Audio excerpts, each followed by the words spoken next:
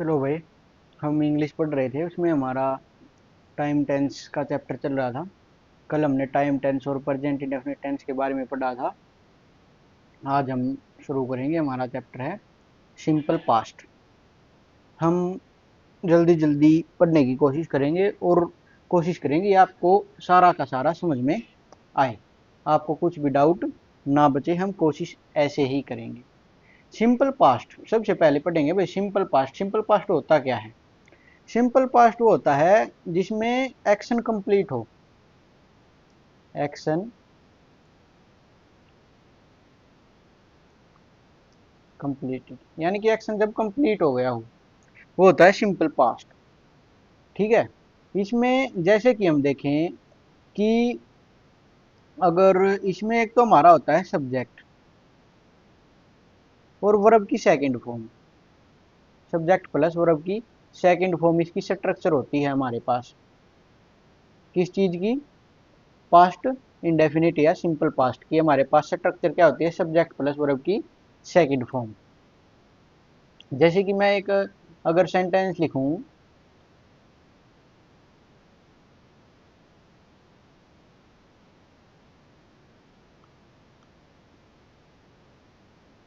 मैंने लिखा he went to school. He went to school, मैंने ये सेंटेंस लिख दिया। ठीक है। इसमें अगर मैंने सेंटेंस लिखा तो क्या हुआ इसमें? मतलब किस स्ट्रक्चर को इसने फॉलो किया? इसने फॉलो किया सब्जेक्ट और वर्ब की सेकंड फॉर्म। यानी कि वेंट टू स्कूल, वह स्कूल गया, यानी कि काम हो चुका, कंप्लीट एक्शन हो गया। अब बात आती है इसमें नोट वाले सेंटेंस बनाने की, यानी कि नेगेटिव सेंटेंस बनाने की। तो मैंने कहा कि इसमें नेगेटिव बनाते समय डिड का यूज होता है, डिड का। ही डिड नॉट। अब यहाँ पर वर्ब कौन सी लिखूं? आखिर में होगा टू, टू। ठीक है, आखिर में ये हो जाएगा। अब यहाँ पर अगर मैं आपको बताऊं तो जैसा कि डू और डज जब सिंपल प्रेजेंट हमने पढ़ा था, उसमें डू डज जब भी आया था तो वर्ब की फर्स्ट फॉर्म का यूज हुआ था। तो इसमें भी जब डिड का यूज हो गया ना, तो यहाँ पर फर्स्ट फॉर्म का यूज होगा। He did not go to school. समझ आया?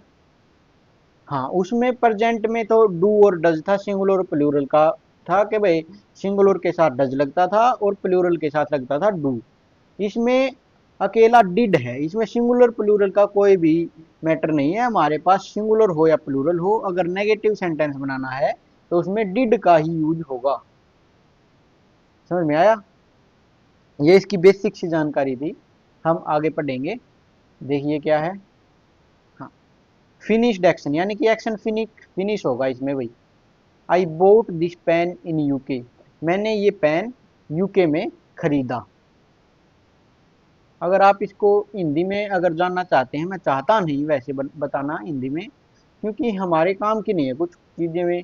लेकिन अगर इसमें देखें तो इसमें आएगा आ, ए और ई, ये आते हैं।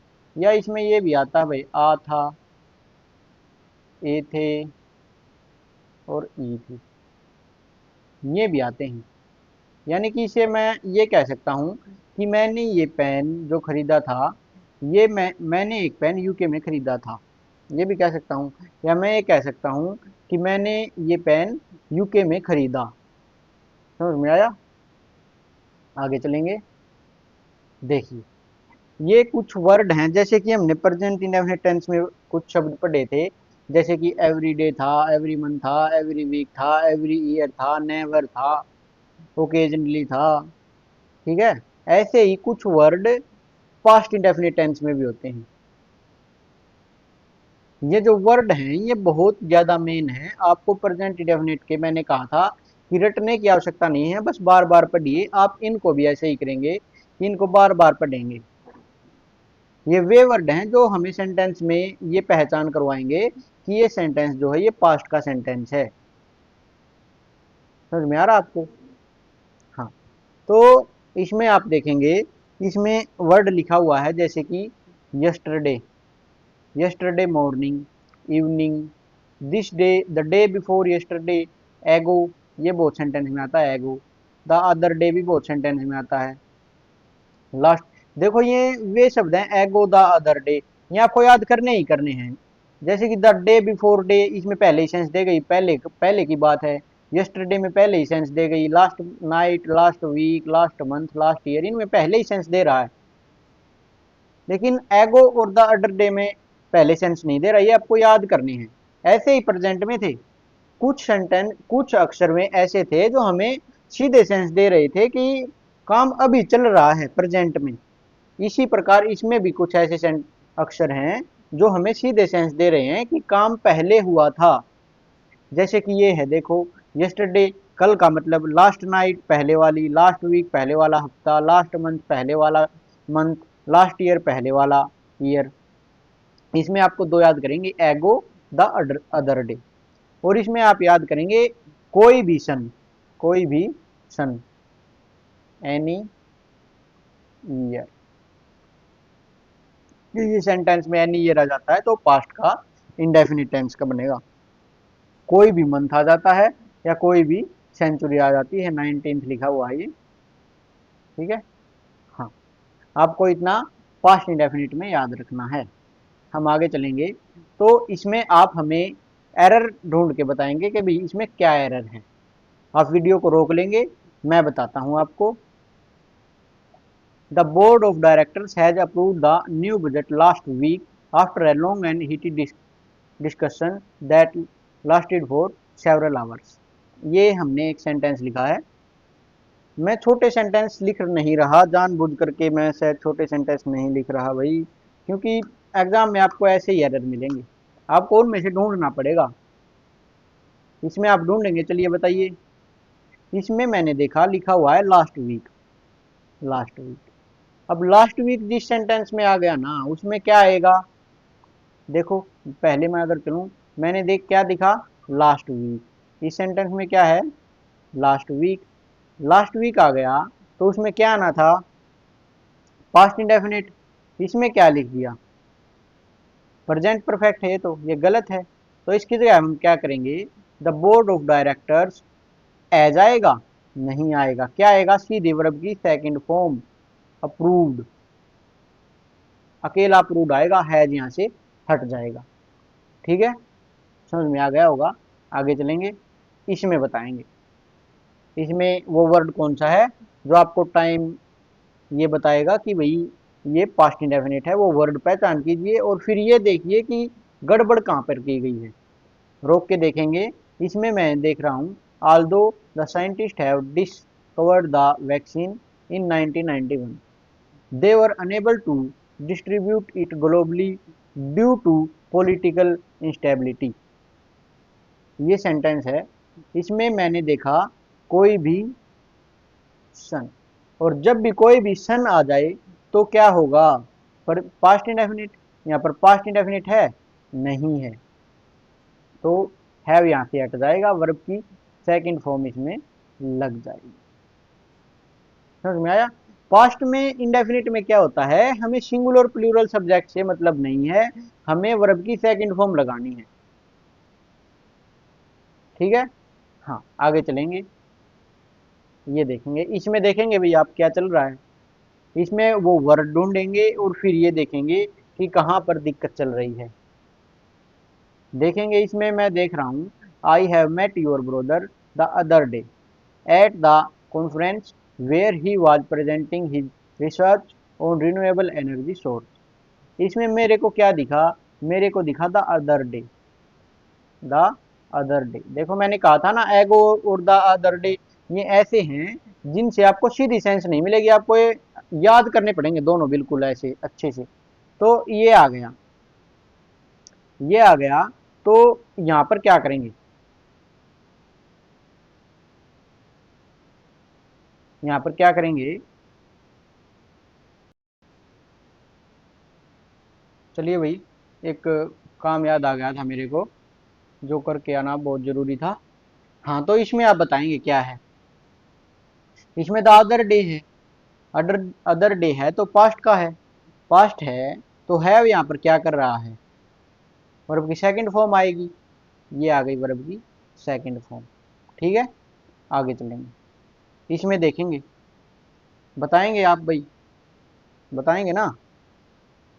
हम्म, बताइए।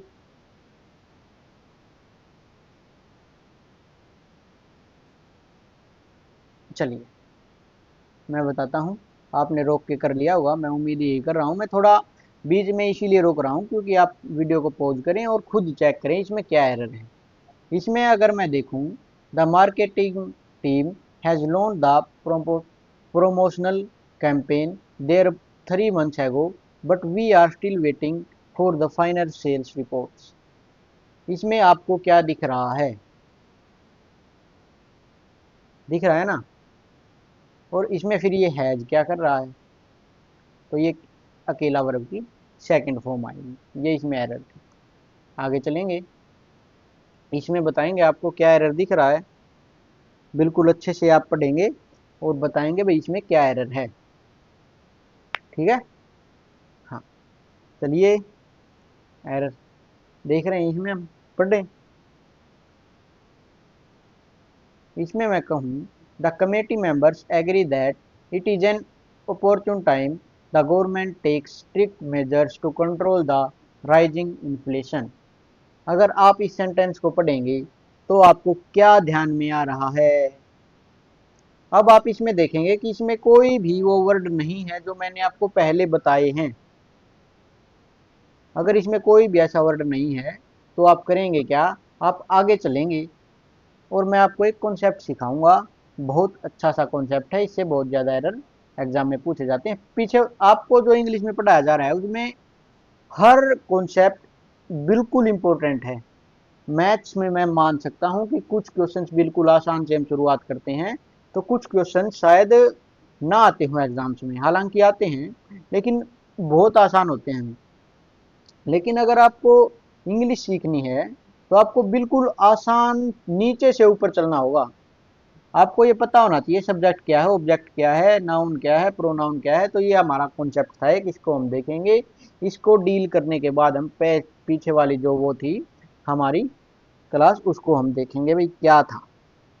इसमें अगर आप देखेंगे तो मैंने कुछ लिखा है, पढ़ेंगे एक बार।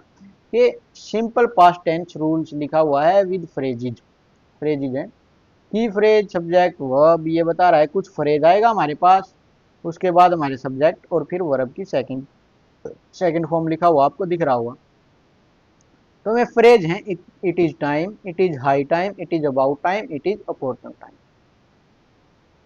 ठीक है, इसका मतलब क्या है, ये जो चारों फ्रेज मैंने आपको बताए, it is time, it is high time, it is about time, it is opportune time, इसका मतलब है कि थोड़ा लेट हो गया है लेकिन सही है अब करने में। यानी कि हम जो काम करने वाले थे वो थोड़ा लेट है लेकिन अब बिल्कुल सही समय है वो काम करने का।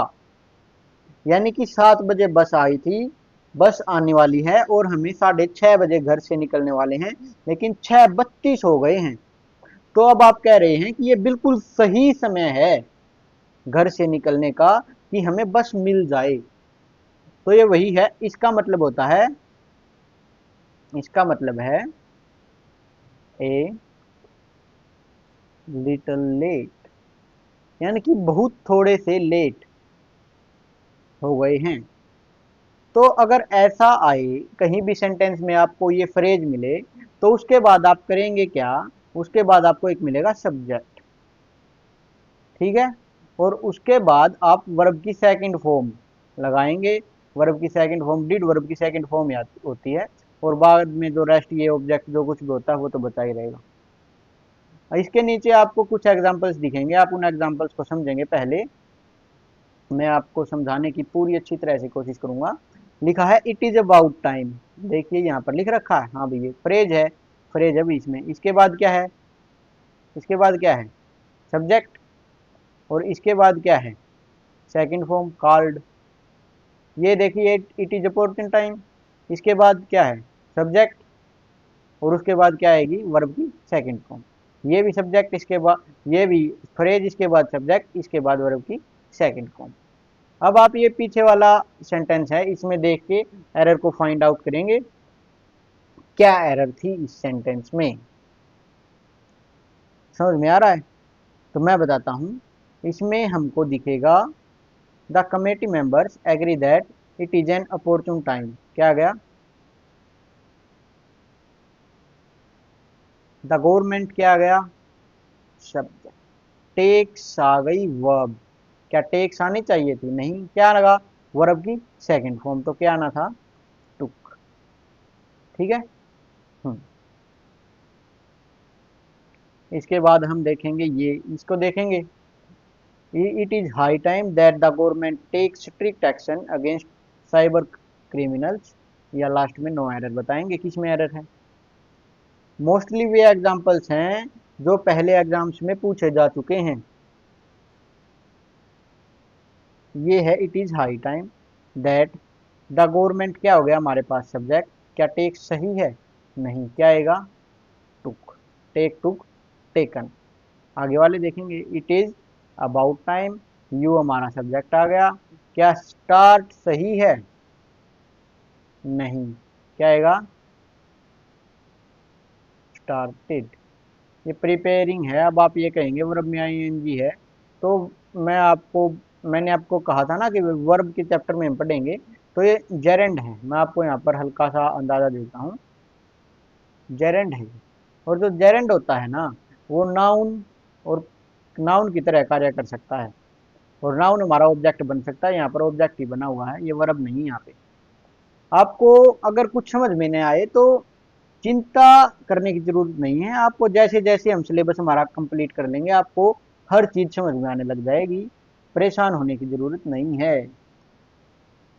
इसमें फ्रेज दिखा, it is right time, we हमारा सब्जेक्ट, क्लियर क्या सही है? नहीं, क्या आना चाहिए था? क्लियर। आगे देखेंगे, ये क्या है? It was an opportune time, ही क्या है? सब्जेक्ट। तो है जाना था? नहीं आना था, कन्फेस्ड आना था अकेला। समझ में आ रहा है ना? हाँ, आगे चलेंगे। इसमें अगर आप देखें,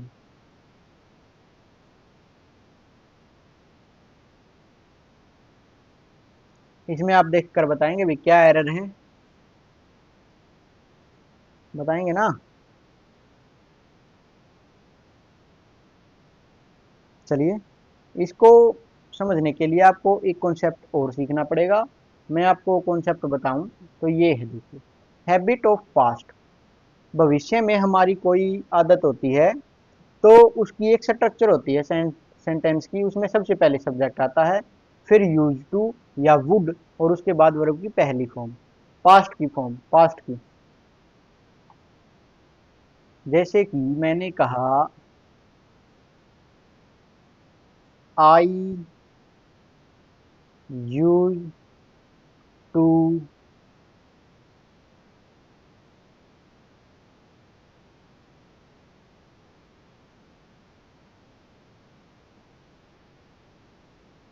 गैम्बलिंग। ठीक है, गैम्बलिंग नहीं, सॉरी भाई, sorry sorry sorry, gamble. I use to gamble. इसका मतलब क्या है? इसमें देखिए, आई सब्जेक्ट है, यूज टू है वर्ब की फर्स्ट फॉर्म है। इसमें ये कहना चाह रहा है कि आई यूज टू गैम्बल, मैं जुआ खेलता था। खेलता हूं नहीं, खेलता था, पास्ट की हैबिट है, लेकिन फॉर्म है वर्ब की पहली, ये आई यूज टू गैम्बल, ये है पास्ट की हैबिट। एक प्रेजेंट की भी हैबिट होती है, उसमें देखिए, मैं अगर कहूँ, मैं एक सेंटेंस और लिखूंगा यहाँ पे, I am use to gamble, ये। इसमें क्या आएगा? इसमें आएगा सब्जेक्ट, फिर आएगी बी की फॉर्म, फिर आएगा यूज टू, फिर आएगा वर्ब में आई। ठीक है। हाँ, आपको ये इतना ही याद रखना है। चलिए अभी देखेंगे, आपको इतना समझ में आ गया। हाँ, ये हैबिट ऑफ पास्ट थी और ये हैबिट ऑफ प्रेजेंट है। यानी कि ये अभी भी जुआ खेल रहा है और ये पहले खेलता था। अब आप इस सेंटेंस में एरर फाइंड आउट करके मेरे को दिखाएंगे।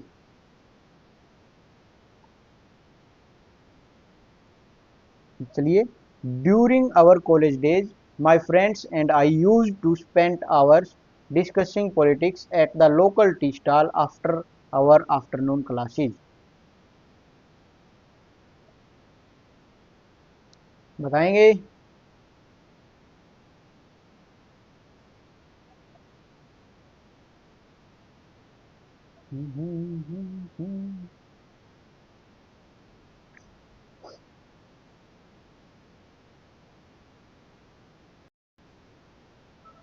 निकाल लिया होगा। चलेंगे, तो इसमें आपको दिख क्या रहा है, यूज टू। यानी कि जब वो खेलते थे, during our college days my friend I use to spend hours. यानी कि जब वो स्पेंड टाइम करते थे, वो पहले करते थे, पहले की आदत थी वो, पहले की आदत थी। तो यहाँ पर कौन सी वर्ब की फॉर्म आनी चाहिए? Subject use two plus verb की पहली फॉर्म, यहाँ पर वुड भी हो सकता है। तो वर्ब की पहली फॉर्म आनी चाहिए थी। आई सब्जेक्ट है, यूज टू यहाँ पर क्या आना चाहिए था? वर्ब की पहली फॉर्म। क्या होगा? स्पेंड, स्पेंड आएगा। Use to spend hours, spend spend spend. आगे चलेंगे, आगे चलेंगे तो देखेंगे, every summer vacation the whole family would pack their bags and we use to travel to our village by the night. इसमें आपको क्या दिख रहा है? सब्जेक्ट, यहाँ पर यूज टू होना चाहिए था या यूज टू? ये होना चाहिए था यूज टू। ठीक है, आगे चलेंगे। Did your father use to work in the old textile mill before it got permanently shut down by the government in 2015? समझ में आया? हाँ, 2050। ये आपको समझ में आया होगा। तो इसमें मैं आपको देख रहा हूँ कि आपको क्या दिख रहा है। डिड आप इसमें गड़बड़ करेंगे, यहाँ पर यूज टू दिख रहा है आपको। देखिए इसमें सब्जेक्ट यूज टू और उसके बाद वर्क, वर्ब की पहली फॉर्म आपको दिख रही है। आप सही करेंगे इसको। लेकिन मैंने कहा था कि जब सेंटेंस में डिड आए ना, तो वर्ब की कैसी फॉर्म आएगी? पहली, पहली कैसी फॉर्म? पहली। यहाँ पर यूज टू नहीं आएगा, यहाँ पर आएगा यूज टू। ठीक है, ये इसमें एरर थी। समझ में नहीं आई? डिड को आपने समझ लिया होगा, तो ये भी आपको समझ में आ गई होगी। डिड मैंने आपको पहले बताया भी था। आगे चलेंगे इसमें। ये हमारा था सिंपल पास्ट, ये हमारा पूरा हो गया। अब आज हम एक टेंस और पढ़ेंगे, सिंपल फ्यूचर। छोटा सा टेंस है, आपको ज़्यादा परेशान होने की ज़रूरत है नहीं। चलिए। हम्म, इसमें ये कह रहा है, आई वी के साथ इसमें कहता है कि आई और वी के साथ क्या लगता है? शेल। और बाकी के साथ क्या लगता है? विल। इसमें क्या लिखा हुआ है? यू, यानी कि इसके साथ क्या लगना चाहिए था? यू के साथ क्या लगना चाहिए था? विल। यू के साथ क्या लगना चाहिए था? विल। और इसमें विल ही दे रखा है, तो इसने देखो यहाँ पर ये गलत लिख रखा है। तो ये गलत पता है क्यों लिख रखा है? मैंने आपको एक बात बताया था, वैसे इनमें अगर बिल्कुल बारीक सी मिस्टेक होती है, बिल्कुल छोटी सी, ये अगर सेंटेंस में आए तो मतलब आपको देखना पड़ेगा कि इसके अलावा कोई और एरर है या नहीं। अगर इसके अलावा कोई और एरर है तो उसे फर्स्ट प्रेफरेंस दी जाएगी, इसे सेकंड प्रेफरेंस पे रखेंगे।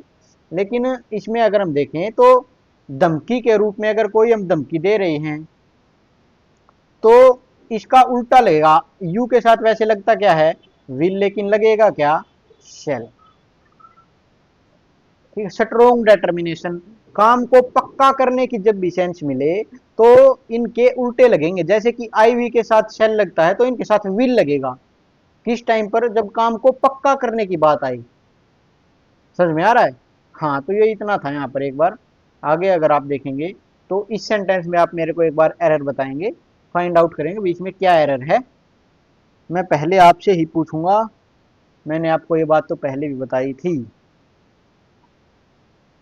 इसमें फाइंड आउट करेंगे क्या एरर है। चलिए, if the driver will not apply the brake suddenly the truck will hit the pedestrian crossing the road. ये बात है। इसके लिए आपको एक कॉन्सेप्ट सीखना पड़ेगा, वो कॉन्सेप्ट है ये। फ्यूचर के कुछ टाइम कंडीशन डिनोटिंग वर्ड्स होते हैं, जैसे कि if, when, till, until, unless, as soon as long as, in case, provided that, before और आफ्टर। ये फ्यूचर के वो फ्यूचर के डिनोटिंग वर्ड नहीं है, ये time and condition denoting word है। फ्यूचर के ये time and condition denoting word जहां पर भी आएंगे ये यही रहेंगे, time and condition denoting word. ये किसी कोई वो नहीं बता रहे, ये फ्यूचर का टाइम नहीं बता रहे, ये बस कंडीशन डिनोटिंग वर्ड्स हैं। तो जिस भी सेंटेंस में ये आ जाएं उस सेंटेंस में, जैसे कि इफ है, जिस भी सेंटेंस में ये आ जाएं उस सेंटेंस में हम इसका यूज नहीं करेंगे फ्यूचर सेंटेंस का,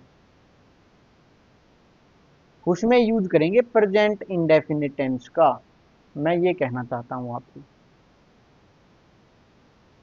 ठीक है? हाँ, तो इसमें आप करेंगे क्या? मैंने आपको ये जो बातें मैं आपको बता रहा हूँ इन्हें आप बिल्कुल अपने नोट्स में बाकायदा लिखेंगे। मुंह से निकला हर एक शब्द आप अपनी कॉपी में नोट करेंगे, नोट्स बनाएंगे। तब तो है इंग्लिश पढ़ने का फायदा। मैं इंग्लिश की पीडीएफ आपको अवेलेबल नहीं करा रहा, केवल इसी वजह से मैं आपको अवेलेबल नहीं करा रहा क्योंकि मैं चाहता हूं आप नोट्स बनाएं, इन्हें नोट डाउन करें। आपको ज्यादा एग्जाम्पल लिखने की आवश्यकता नहीं है, आप एक कॉन्सेप्ट में एक एग्जाम्पल लिखें और आगे करें। हम जैसे कि अब हम करेंगे क्या कि हमारा जब टेंस का चैप्टर पूरा हो जाएगा तो हम एक क्लास एरर की लेंगे जिसमें हम 50-100 हमारी जो एरर होंगे उनको सोल्व करेंगे। और बाद में जब आपको रिवाइज करना हो ना, आप वो एरर वाली वीडियो देख लीजिएगा, उसमें आपके सारा कॉन्सेप्ट क्लियर हो जाएंगे। और आपको अब करना क्या है, अब आपको ये नोट्स बनाने हैं, उन्हें पढ़ना है बार बार, आपको ये बिल्कुल याद हो जाएंगे। इनमें कुछ ऐसा है ही नहीं जो याद नहीं होगा यार, मेरे को पता है। अब आपको ये रूल्स थोड़े ज़्यादा लग रहे होंगे लेकिन है नहीं ऐसा। इफ द ड्राइवर विल क्या आएगा? विल नहीं आएगा क्योंकि time and condition denoting word है। ठीक है? विल नोट अप्लाई, नोट जाएगा, यहाँ पर आएगा the driver does note apply. ठीक है? द ब्रेक सडनली, ये आना था यहाँ पर सिंपल प्रेजेंट, सिंपल प्रेजेंट ये आना था। ठीक है?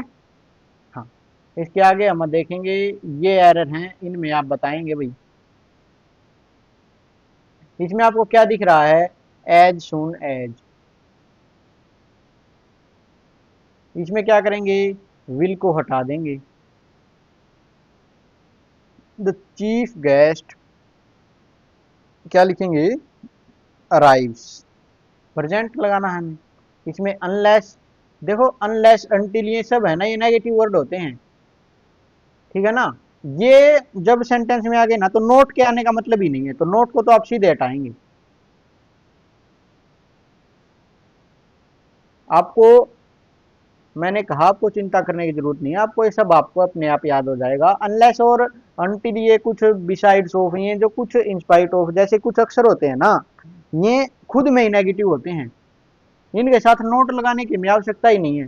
तो यहाँ पर नोट लगा रखा है, ये गलत है, इसको हटाएंगे सबसे पहले, क्योंकि unless you do work hard, अब नेगेटिव सेंटेंस है तो नेगेटिव तो रखना पड़ेगा। तो यहाँ पर लिखेंगे unless you do not. Do not कैसे लिखेंगे भैया, मैं भी गलत बोल रहा हूँ यार। Unless you do work hard you will not clear the exam. ठीक है? ये इतना ही आएगा, नोट हटेगा इसमें से। समझ में आ रहा आपको? हाँ, इससे आगे चलेंगे। Take an umbrella with you in case it will rain letter.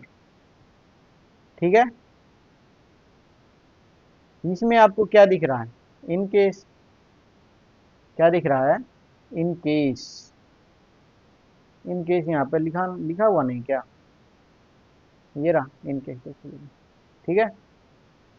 हाँ, इन केस के पास ये आएगा सब्जेक्ट, और इसके बाद ये फ्यूचर सेंटेंस आएगा? नहीं आएगा। आएगा क्या? Simple present, it rains. It singular है, सिंगुलर ही वर्ब लेगा, इट रेन्स लेटर। आगे चलेंगे। हाँ, ये है टाइम कंडीशन डिनोटिंग वर्ड किसके? फ्यूचर के। In few days, weeks, the following days, week, by next Monday, year, future.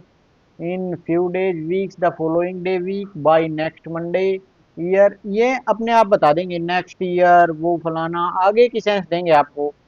तो ये सेंटेंस होंगे, देखिए। She has left for Delhi tomorrow, कल की बात हो रही है ना, कल की बात हो रही है तो एक्शन कंप्लीट। कल की बात हो रही तो फ्यूचर का एक्शन विल शैल का यूज होगा। क्या आएगा? She will leave for Delhi tomorrow. समझ में आया? हाँ, इसमें क्या आएगा? The management committee was organizing a meeting next week. Next week आ गया। कौन सा सेंटेंस? Future, simple future. तो वाज क्या कर रहा है? आईएनजी क्या कर रहा है? The management committee will organize a meeting next week. ये सही हो जाएगा। आगे अगर हम देखें तो देखिए, आई वी के साथ विल का प्रयोग होता है। He she it they you it के साथ शैल का प्रयोग होता है। गलत। ये सेंटेंस बताया कब होता है? वैसे तो आई वी के साथ शैल का होता है। मैंने ये बात आपको पहले भी बता दी थी। यहाँ पर देख लेंगे, जैसे कि धमकी के रूप में अगर यू आई वी के साथ किस चीज का यूज होता है? शैल का। बाकी के साथ विल का। या यहाँ पर तो होना चाहिए था विल का, यानी कि वैसे जर्नल सेंटेंस में देखे तो विल का ही होना चाहिए था, लेकिन यहाँ पर धमकी दी गई है तो ये शैल का यूज होगा। यहाँ पर क्या है? गलत। दृढ़ संकल्प है, आई शैल। आई वी के साथ यूज किसका होना चाहिए था? शैल का। लेकिन यहाँ पर दृढ़ संकल्प है, पक्का काम है, तो होगा किसका? विल का। समझ में आ रहा? हाँ, ये हमारी क्लास इतनी ही थी। आपको अच्छे से समझ में आ गई होगी। आपको करना क्या है? आपको साथ के साथ नोट्स बनाने हैं। कुछ भी समझ में न आए तो इस नंबर पर आपको व्हाट्सअप कर देना है। बस इतना सा काम आपको करना है, आगे हम जाने और आपकी भी प्रॉब्लम जाने।